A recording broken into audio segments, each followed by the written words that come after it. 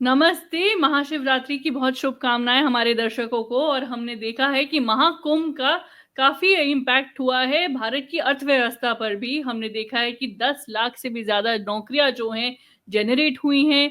हमने देखा है कि उत्तर प्रदेश के जो सीएम हैं योगी आदित्यनाथ जी, उन्होंने कहा है कि देखिए महाकुंभ से यूपी की इकोनॉमी पर जो कंट्रीब्यूशन होगी वो 3 लाख करोड़ से भी ज़्यादा होगी। और हमने देखा है कि भारत की इकोनॉमी का भी प्रोजेक्शन ये है कि भारत की इकोनॉमी को भी 2 लाख करोड़ से ज़्यादा कंट्रीब्यूशन होगी महाकुंभ से। लेकिन ये सारी बातें डिकोड करने के लिए मेरे साथ हैं Mitali Nikore, senior economist, Jayant Krishna, senior economist. Mitali, तो महाकुंभ से हम कहीं न कहीं देख रहे हैं एक मेगा इम्पैक्ट, एक मल्टीप्लायर इम्पैक्ट भारत की अर्थव्यवस्था पर। बिल्कुल, एक तो साक्षी आपको भी महाशिवरात्रि की बहुत शुभकामनाएँ। और अगर हम आज देखें तो ये एक नया इकोनॉमिक मॉडल इंडिया की तरफ से विश्व के लिए बाहर आया है। अगर हम महाकुंभ का ये एक्सपीरियंस देखें, क्योंकि गवर्नमेंट ने अपनी तरफ से बहुत ही एक्चुअली कम इन्वेस्ट किया है। सिर्फ 6-7 हज़ार करोड़ के इन्वेस्टमेंट में गवर्नमेंट ने जो किया, उसको प्राइवेट सेक्टर ने अपनी तरफ से मैच किया है। और ये एक बहुत ही बड़ी चीज है, इसे हम मल्टीप्लायर इफेक्ट इकोनॉमिक्स में कहते हैं, क्योंकि प्राइवेट सेक्टर आगे आया है और उन्होंने भी अपनी तरफ से इन्वेस्टमेंट किया है, ताकि पूरा इन्वेस्टमेंट करीब 12 से 15 हज़ार करोड़ का इन्वेस्टमेंट कुंभ में किया गया। अब जब वहां लोग जा रहे हैं और जब वो स्नान कर रहे हैं, जब वो रह रहे हैं, जब वो बाहर घूम भी रहे हैं, सिर्फ वहां एक प्रयागराज में नहीं जा रहे हैं, वो वाराणसी भी जा रहे हैं, इलाहाबाद मतलब प्रयागराज के आगे भी जो सराउंडिंग एरियाज है वहां भी जा रहे हैं। तो ये जो पूरी इकोनॉमिक इम्पैक्ट का अगर फुल असेसमेंट करा जाए, पूरी तरह से हम इसका मैथमेटिक्स करें, अगर हम देखें तो ये 3 लाख करोड़ से भी ज्यादा होगा। क्योंकि आपकी वाराणसी की इकोनॉमी में भी बेनिफिट हो रहा है और यूपी के और शहरों में भी बेनिफिट हो रहा है, क्योंकि लोग पूरा एक नया ट्रिप बना रहे हैं।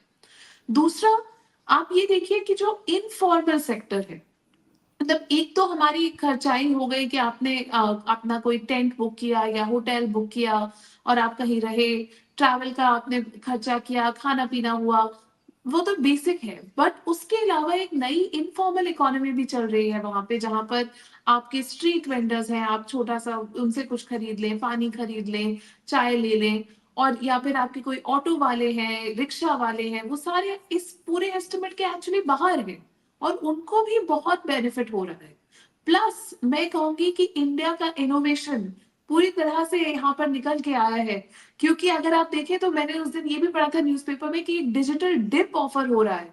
1100 रुपए में आप अपने घर पे बैठ के डिप कर सकते हैं, क्योंकि वर्चुअल वो आपको एक डिप का सर्विस दे रहे हैं। फोटोग्राफ्स जो कुंभ में फोटोग्राफर्स खरीद रहे हैं, उसे भी बहुत हाई अमाउंट्स पर बेचा जा रहा है ऑनलाइन कवरेज के लिए। तो ये जो पूरी एक नई, एक तरह से मैं कहूंगी इनोवेटिव इकोनॉमी भी खुली है, उससे मुझे लगता है कि अब एक पूरे देश के लिए एक टेम्पलेट बन गया है कि कैसे इस रिलीजियस टूरिज्म से हम बहुत सारे जॉब्स जनरेट कर सकते हैं, हम लोगों को खुशी भी दे सकते हैं, और साथ में इकोनॉमी के लिए भी अच्छा कर सकते हैं, और अपनी श्रद्धा को भी साथ में रख के हम आगे बढ़ सकते हैं। तो ये एक बहुत ही नया इनोवेटिव मॉडल मेरे हिसाब से भारत विश्व को दे रहा है रिलीजियस टूरिज्म का। जी, बिल्कुल, जयंत कृष्णा जी, क्या आप सहमत हैं? ये एक बहुत ही अच्छा टेम्पलेट है जो भारत पूरे विश्व को दे रहा है रिलिजियस और स्पिरिचुअल टूरिज़्म के लिए। और ये ग्रोथ हम कैसे सस्टेन कर सकते हैं आने वाले समय में? जी बिल्कुल साक्षी, मैं सहमत हूँ, काफी हद तक इत्तेफाक करता हूँ आपने जो कहा। और ये एक पूरी दुनिया में ह्यूमन एग्रीगेशन, इतना ज्यादा कांग्रेगेशन, किसी एक जगह इतने ह्यूमन बींग्स इकट्ठा होकर, इतने व्यक्ति इकट्ठा होकर कहीं नहीं होते दुनिया में। तो ये अपने आप में बहुत बड़ा स्केल का चैलेंज रहा है। अनुमान है कि करीब 45 करोड़ लोग इसमें स्नान करने आए हैं पूरे ड्यूरेशन के दौरान। और आज शिवरात्रि के दिन जब इसकी समाप्ति हो रही है, और इसमें 15 लाख करीब फॉरेनर्स हैं, 13 अखाड़े हैं। तो ये एक बहुत ही बड़ा स्केल है। और अगर पुरानी बातों को माने तो लोग कहते हैं कि जो समुद्र मंथन हुआ था, उसकी जो अमृत की जो बूंदें थी, वो इलाहाबाद में जो प्रयागराज है, वहां हरिद्वार, नासिक और उज्जैन में गिरी थी। और वहां इसलिए ये कुंभ की शुरुआत हुई। और इन चारों महाकुंभों में सबसे बड़ा जो है वो प्रयागराज का होता है, इसका स्केल बहुत ज्यादा है। और अगर आप कंपेयर करें दुनिया के बाकी जगहों में जो रिलीजियस कांग्रेगेशन होता है, तो अगर रियो कार्निवल जो है उसमें 70 लाख लोग आते हैं, हज में करीब 25-30 लाख लोग आते हैं, अक्टूबर फेस्ट में करीब 72 लाख लोग आते हैं। तो आप उस फिगर को कंपेयर करिए 45 करोड़ से, तो कहीं बिल्कुल ही अलग वो है। और मुझे लगता है कि जो सस्टेनेबिलिटी की आपने बात करी, ये जाहिर सी बात है, जब कुंभ इतना नहीं रहेगा तो 100% ये मॉडल तो सस्टेनेबल नहीं है। लेकिन जो इंफ्रास्ट्रक्चर क्रिएट हुआ है, अगर आप देखिए टोटल जो खर्चा हुआ है कुंभ में, उत्तर प्रदेश सरकार का, भारत सरकार का और प्राइवेट सेक्टर का मिलके, उसका अनुमान है करीब 16,000 करोड़ का खर्चा हुआ है। और इससे सैकड़ों किलोमीटर की रोड्स बनी हैं, एक 14 नए फ्लाईओवर्स बने हैं इलाहाबाद में और एल्सवेयर, 43 नए हॉस्पिटल्स बने हैं जिसमें 6,000 बेड्स का प्रोविजन है, 7 नए बस अड्डे बने हैं और 12 किलोमीटर के जो टेम्पररी घाट्स हैं वो बने, और इसके साथ साथ 9 घाट जो परमानेंट इलाहाबाद में दोनों नदियों के किनारे बने हैं, वो सब में बहुत बड़ा एक इन्वेस्टमेंट है जिससे काफी बेनिफिट होगा कुंभ के बाद भी, और उसको इकोनॉमी में उसका फर्क पड़ेगा। देखिए, एक कहावत है कि अगर आप रोड अच्छी बना के, रोड्स बना के, अगर आप स्पीड को, जो व्हीकल्स की स्पीड होती है उसको अगर आप डबल करते हैं, जो इकोनॉमी होती है वो ट्रिपल 3 टाइम्स हो जाती है उससे, तो ये जाहिर सी बात है, इसका वो होगा। बहुत ही ह्यूज स्केल है। हम बात कर रहे हैं 37,000 पुलिस कर्मचारियों को यहाँ पे डिप्यूट किया गया है, 14,000 होमगार्ड्स को किया गया है, करीब 3,000 से के करीब सीसीटीवी कैमरास जो आर्टिफिशियल इंटेलिजेंस इनेबल्ड हैं वो लगाए गए हैं। तो ये एक बहुत ही बड़ा स्केल है किसी भी तरह से अगर आप देखें, और इससे अनुमान ये लगाया जाता है कि यूपी की इकोनॉमी करीब 1%, जो फाइनेंशियल ईयर अभी 2-3 दिन में 3-4 दिन में खत्म होने वाला है, उसमें जो जीडीपी जो रहता उसको देखते हुए 1% और ज्यादा होता। और जीएसटी कलेक्शन करीब 50,000 करोड़ की बात करते हैं, और अदर टैक्सेस जो हैं जो कुंभ रिलेटेड जनरेट करे हैं वो भी करीब इसी ऑर्डर ऑफ मैग्नीट्यूड का होगा। तो करीब 1 लाख करोड़ तो उसकी बात हो रही है टैक्स कलेक्शंस की, जीएसटी और बाकी टैक्सेस।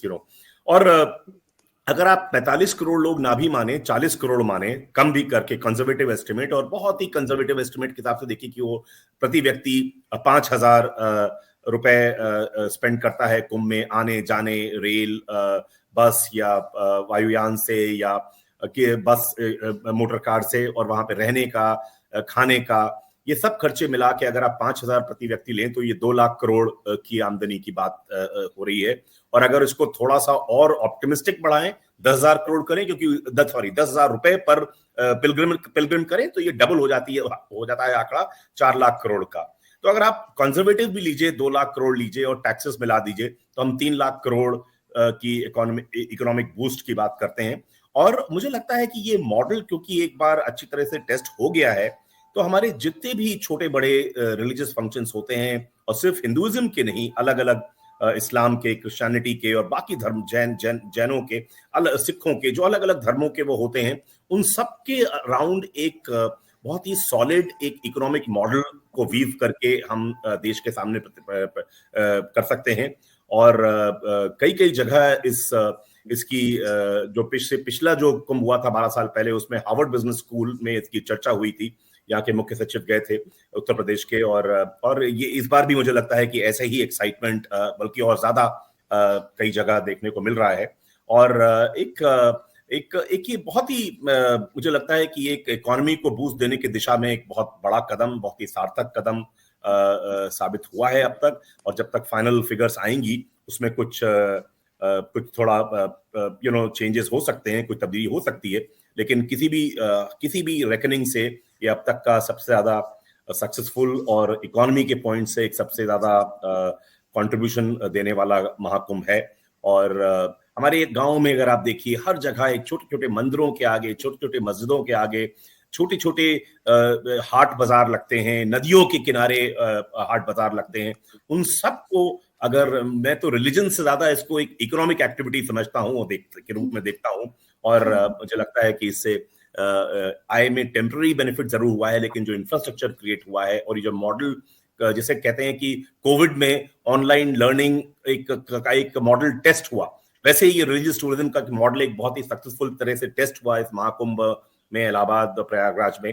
तो इसको रेप्लिकेट करके हम बहुत आगे रख सकते हैं। और ये अज्यूम कर लेना कि रिलीजियस टूरिज्म में सिर्फ बहुत कम पैसे खर्च करने वाले लोग ही आते हैं, इसमें हर तबके के लोग आते हैं, और इस मॉडल को रेप्लिकेट करके आगे ले जाकर मुझे लगता है हम बहुत ही हमारी इकोनॉमी के लिए सार्थक कदम तो साबित हुआ ही है, आगे भी आने वाले वर्षों में हम इसको सस्टेन कर पाएंगे और भी स्केल अप कर पाएंगे।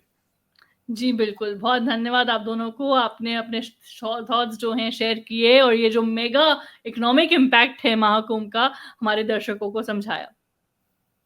Thank you. Thank you, thank you. धन्यवाद।